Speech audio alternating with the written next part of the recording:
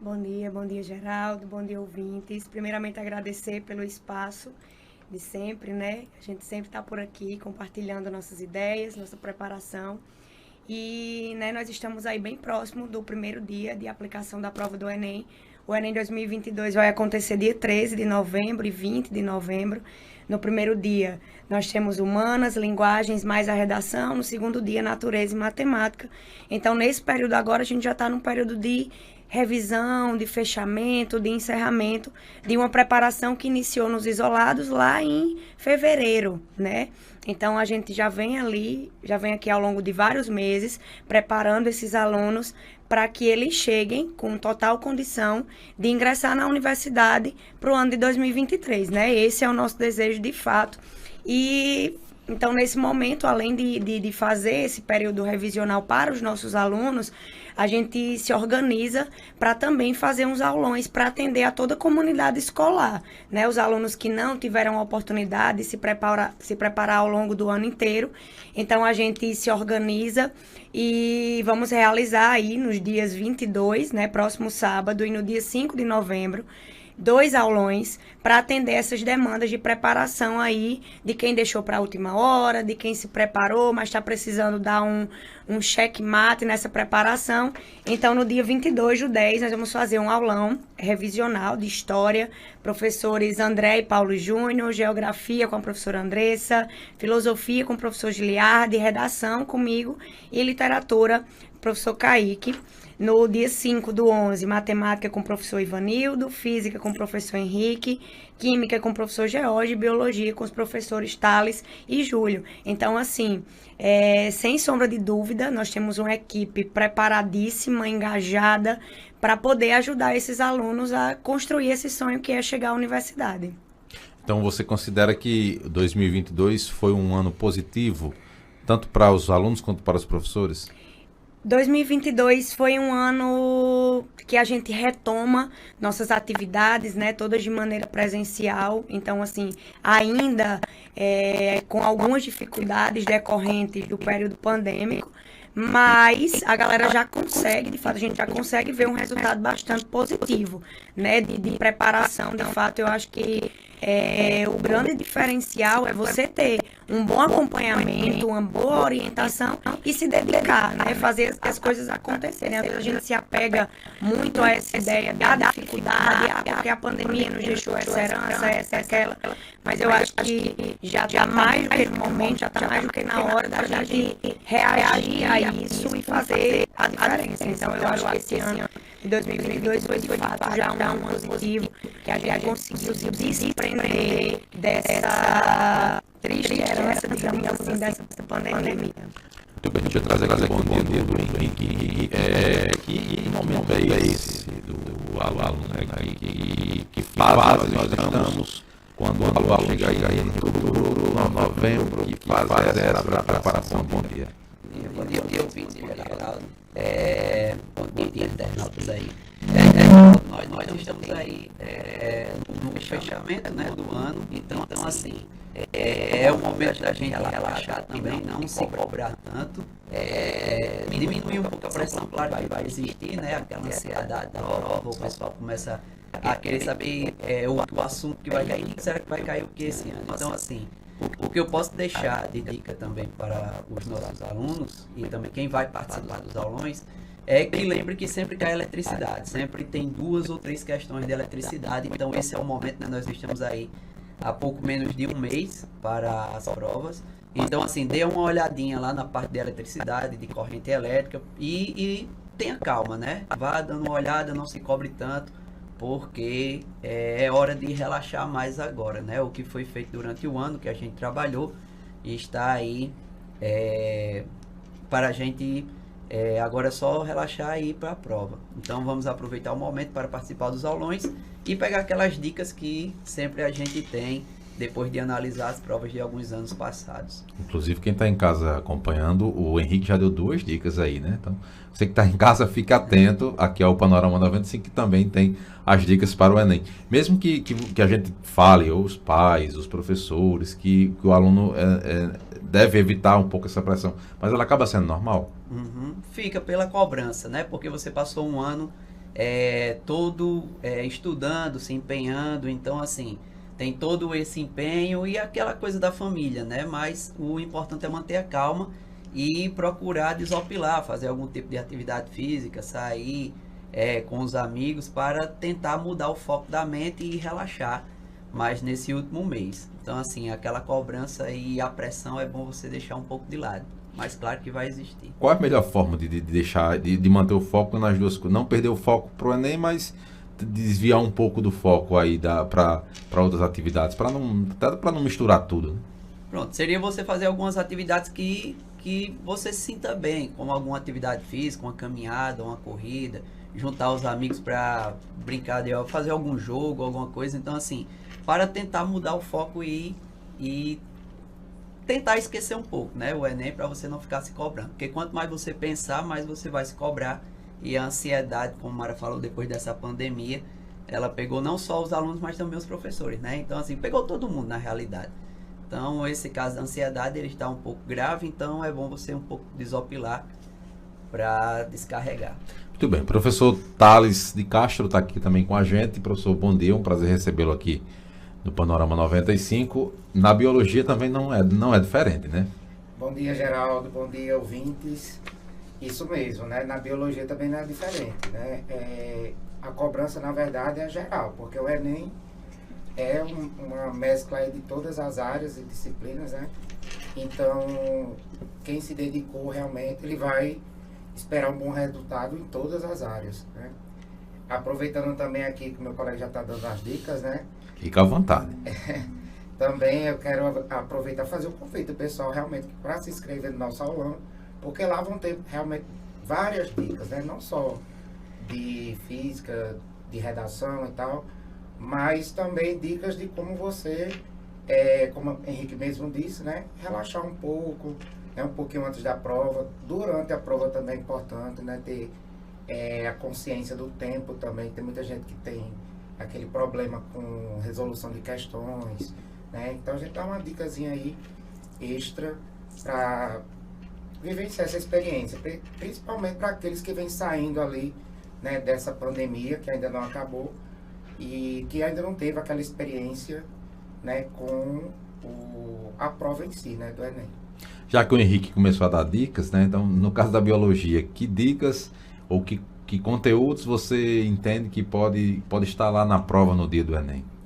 Bem, com a minha experiência, né, eu acredito que sempre tem aquelas questões voltadas à parte de ecologia, né, que é muito importante. Mas também estou bem confiante que vai cair algumas questões de fisiologia, não só fisiologia animal, mas também fisiologia vegetal, né, e sim, entrelace aí dessas duas outras áreas também com a parte de ecologia. Evidentemente que todo mundo, quando vai para o Enem, quando pensa no Enem, pensa logo em redação ou em português, mas a física, a biologia também tem as suas importâncias e tem o seu nível de dificuldade? Tem sim, e nos últimos anos a gente vem observando que a dificuldade em biologia, pelo menos particularmente falando, né, a gente observa que o nível vem aumentando consideravelmente. E não só o nível, mas também a interdisciplinaridade, né, misturando com outras áreas também dos estudos, né? História, geografia, a gente vê muita questão assim. Tudo bem. Deixa eu voltar aqui para Mara. Quem não se inscreveu no Enem, está com um pequeno problema aqui no nosso microfone, mas quem não se inscreveu nos alunos não pode se inscrever no final do ano? Pode sim, né? Como eu já falei anteriormente, esses aulões eles são abertos a toda a comunidade escolar, a galera das regiões, né? Sempre estão aqui presentes, né? São João, São Fernando, Jardim de Piranhas, Ouro Branco, Jucurutu, Jardim de Seridó, São José de Seridó. Então fica o nosso convite extensivo a todo mundo, né? Não só o pessoal daqui de Caicó. Nós estamos, a inscrição é online, tem um link no meu Instagram, né? A galera tem um acesso lá e faz a inscrição online, não precisa ir presencial em canto nenhum. Nós estamos vendendo agora o segundo lote, né? Nós vendemos o pacote do aulão, que custa R$30, né? Os 2 aulões. E será uma alegria recebê-los. O aulão vai acontecer aqui no auditório Dom José Delgado, aqui vizinho à rádio. E às 13h30, das 13h30 em média às 17 e um pouquinho. Então, eu acho que o Henrique falava sobre a importância de, nesse momento, não ficar tão pensativo nisso, né? Não concentrar suas energias. Então, assim, mas é interessante também que a gente se dê a oportunidade de participar desses momentos, né? Se dedicar um pouco mais nessa reta final, talvez a participação no aulão é muito importante para isso, né? Os meninos já trouxeram dicas importantes aqui e no aulão isso vai acontecer com todo mundo, em todas as áreas do conhecimento. Então, a nossa ideia de preparar um aulão para essa reta final é o quê? Preparar um aulão que nosso aluno, ele chegue no dia da prova e diga, rapaz, os meninos falaram isso no dia do aulão. Então, a ideia é justamente essa, né? Fazer um aulão baseado no nosso conhecimento, na nossa experiência e colocar o aluno com condição de encontrar temáticas relevantes para a prova. Acho que todos os especialistas em educação que estão preparando aí os alunos para o Enem falam aí da redação, né? E praticamente a imprensa toda tem falado também, tem destacado isso. E a expectativa dos professores é que, por exemplo, possamos ter na redação do Enem política, eleições, por exemplo. Ainda é possível, você acha, claro que a gente está falando aqui suposições, a gente não sabe qual é o tema da redação, mas é possível que caia eleições no tema da redação? Na verdade, o tema da redação do Enem é sempre uma incógnita muito grande, né? A gente sempre tem aquela expectativa, talvez é possível que venha isso, venha aquilo, mas eu acho que ao longo desses meus anos de experiência, uma coisa que eu sempre venho dizendo aos meus alunos é que a melhor coisa que nós fazemos é não criar expectativa sobre temática nenhuma, se preparar para escrever sobre qualquer tema. Eu acho que essa questão de você apostar numa temática gera uma expectativa que pode atrapalhar você no dia da prova. Então, essa ideia do pode ser um tema ambiental, pode ser um tema político, então a gente vai trabalhar eixos temáticos, mas não necessariamente pensando que vai ser um tema em específico, né? A ideia da preparação, inclusive dos isolados, é justamente essa, deixar o aluno preparado para escrever sobre qualquer tema, né? Então, essa ideia do apostar, mas respondendo exatamente sua pergunta, Geraldo, da questão política, o Enem, até aqui, não é uma prova com característica de trabalhar temas atuais, né? Geralmente são temas tão atuais, são temas atemporais, problemas de ordem social que ele já vem já vem acontecendo ao longo de muito tempo, né? Então, por exemplo, ano passado, a questão do registro civil e o acesso à cidadania. Há tempos que as pessoas têm essa problemática de não ter documento, as doenças mentais em 2020, e a democratização do acesso ao cinema em 2019, em 2018, o controle de dados na internet. Então, não é característico do Enem trazer uma temática que está em foco naquele momento. Inclusive, em 2018, que foi o último ano de eleições presidenciais, o Enem trouxe uma temática bem neutra, politicamente falando, né, que foi manipulação do comportamento do usuário pelo controle de dados na internet. Então, foi um tema que a gente conseguiu tirar o foco político da situação. Então, por exemplo, aposta-se esse ano que talvez eles venham com uma temática assim. Eu acho que não é de interesse do Enem que, num momento de uma polarização política tão grande como a gente tem vivenciado no país, trazer uma temática para discussão que vem ainda mais acirrar os ânimos quanto a isso, né? Eu acho que a ideia é essa. Mas, né, se preparar para tudo é muito importante. Se você tivesse que apostar em um tema que não cairia, talvez fosse isso aí, né? Sim. Sim, seria assim, um tema político, eu acho que não é de interesse deles trazer agora. Mas a gente não descarta, por exemplo, a participação da mulher na política, foi um tema que eu já trabalhei com os meninos ao longo do isolado este ano. A questão da representação política das minorias sociais é uma temática importante, então não deixa de falar de política, mas não é uma política partidária, né? É uma política de inclusão, política de inclusão social. Do ponto de vista técnico, ainda dá para fazer aquela última redação, ainda dá para treinar, ainda há tempo suficiente? Geralmente eu digo assim, Geraldo, que essa questão da preparação, ela é uma coisa a longo prazo, né? Geralmente nós abrimos turmas de intensivo e as pessoas acham que produzir redação, você se matricula no curso e automaticamente você já vai estar preparado. Não é um processo automático. Não é um processo automático, é um processo que requer dedicação, treinamento, né? Você só vai adquirir habilidade de escrita, isso é uma habilidade, se você praticar. Então é interessante que as pessoas pratiquem de fato. Mas assim, quem acha que aí não se preparou, né, tem uma deficiência, eu acho que ainda assim não deve deixar de fazer a prova, participe do aulão para ter aquelas dicas e para o próximo ano está na nossa preparação, né, no nosso isolado. A gente já tem inclusive data para iniciar os aulões para os isolados para 2023, dia 30 de janeiro, nós estaremos começando uma nova jornada dos aulões de 2023, e aí a galera que tá inscrita no Enem este ano, mas que não se preparou, né, não faça isso. O Enem não é uma prova de sorte, o Enem é uma prova de preparação e de controle emocional, né? Essa parte emocional no Enem é fundamental. Então, que você esteja conosco para se preparar ao longo do ano inteiro, porque aí vai dar tudo certo. E na língua portuguesa, a prova de português especificamente, deixando a redação um pouco de lado, que dicas é possível deixar? A prova de linguagens é uma prova muito interpretativa, inclusive, gente. É a prova que tem, é a área do conhecimento que tem as notas mais baixas, né? Por incrível que pareça. Mas é porque nós temos um sistema educacional que vai na contramão da prova do Enem. Por que na contramão?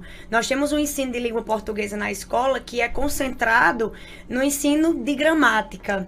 E aí na prova do Enem não tem isso. Se a gente for pegar em questões quantitativas, as questões de gramática no Enem não chegam a representar nem 5%. Então o que é que cai na prova do Enem de linguagens? Variação linguística, com certeza nós vamos encontrar, gêneros textuais, né, funções da linguagem, a parte de literatura, o modernismo, inclusive este ano destacar, né, duas datas importantes, o centenário da Semana de Arte Moderna, que aconteceu em 1922. Então, a gente está apostando muito que esse tema ele possa aparecer na prova. Também o bicentenário da independência do Brasil, para a prova de história, também é algo que pode aparecer. Então, o Enem é uma prova interdisciplinar, que vai avaliar seu conhecimento ao longo de toda a educação básica. E a prova de linguagens não é uma prova gramatiqueira, como a gente chama, é uma prova de interpretação textual. Muito bem. Pessoal, quero agradecer imensamente a participação de vocês aqui no Panorama 95. Já estamos chegando aqui bem perto do limite da propaganda eleitoral. E deixar o espaço aberto para que vocês possam passar as últimas dicas aí aqui do programa, porque o aulão, né, vai acontecer e você que está em casa nos ouvindo, está se preparando para o Enem, ainda tem tempo de participar aí dos aulões do isolado do CDS. Mara, muito obrigado pela sua participação. Mais alguma informação, fica à vontade. Muito obrigada a todos, obrigada Geraldo pelo espaço de sempre. Deixa eu trazer aqui o Thales. Thales, muito obrigado pela sua participação. Obrigado, Geraldo, obrigado, ouvinte. E fica aí a última dica, né, que é não perder, né, essa oportunidade aí de participar do aulão. A principal dica é essa, né, lá no aulão, claro, vamos trazer bastante dicas também, né, além de também reforçar o convite para o ano de 2023, né, para garantir a sua vaga lá. Essa questão interpretativa também funciona para a prova de biologia. E era isso também que eu queria falar, né, que Mara Ruga foi bem clara nisso, né, que na verdade o Enem todo é interpretação, né, e uma interpretação incorreta pode induzir, né, a um erro que pode significar aí a perda, né, de uma vaga. Então fica a dica também, ter um cuidado durante a leitura, né, das questões, mas sempre também reforçando a questão do tempo, né? É uma prova longa, mas que muitas pessoas têm aquela dificuldade em administrar o tempo.